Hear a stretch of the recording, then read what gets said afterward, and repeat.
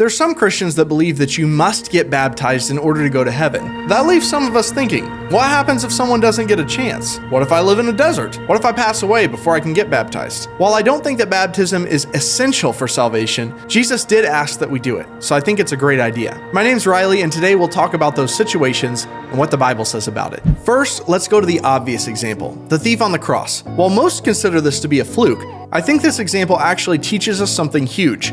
Our works don't save us, Jesus does. Now, this doesn't mean that our works don't matter. Our works prove our belief. It's just not what actually does the saving. In Luke 23:43, Jesus tells the thief, "Today you will be with me in paradise."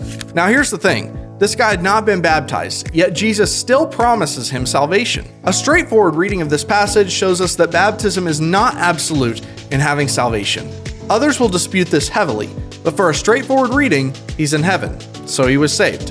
Now, let's look at Cornelius in Acts 10. His household received the Holy Spirit before being baptized in water, showing that their belief in Jesus was already enough for salvation. The Holy Spirit was the evidence of their salvation. Now, Peter still urged them to be baptized, showing that baptism is important, but not what saves them. If having the Holy Spirit means salvation, baptism is clearly not essential. In Romans 10:9-10, we get the most straightforward explanation of how to be saved. If you confess with your mouth that Jesus is Lord and believe in your heart that God raised him from the dead, you will be saved. For with the heart one believes and is justified, and with the mouth one confesses and is saved. This is pretty clear. Believe and confess. That's the essential part of salvation. It doesn't say anything about being baptized, though that doesn't mean that it's not important.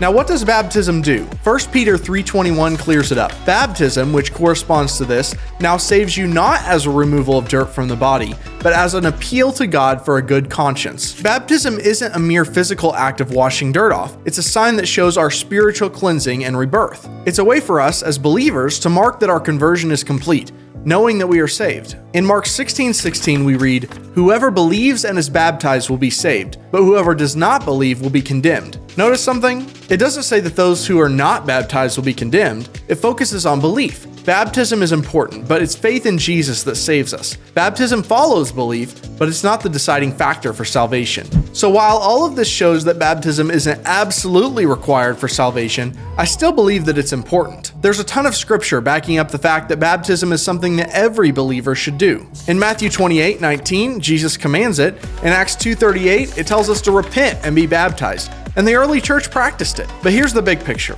Baptism doesn't save us. Jesus does. All it takes is belief. Now, how you prove that faith is a different topic. There are lots of responses to salvation that give us signs of where we're at in our faith journey, and baptism is one of those. A true believer should want to be baptized. It's a way to publicly show our heartfelt faith and salvation in Christ. If you really believe in God, baptism is something that you should want to do. But if you don't get the chance to be baptized, I don't believe that that will keep you from salvation. If it were, we'd be trying to live by a law that we can't always keep. Thankfully, God's grace holds us. Well, I guess that's all for us here. Be sure and like and subscribe for more content like this. And if you think I've missed anything, let's hash it out in the comments below. And I'll see you in the next one.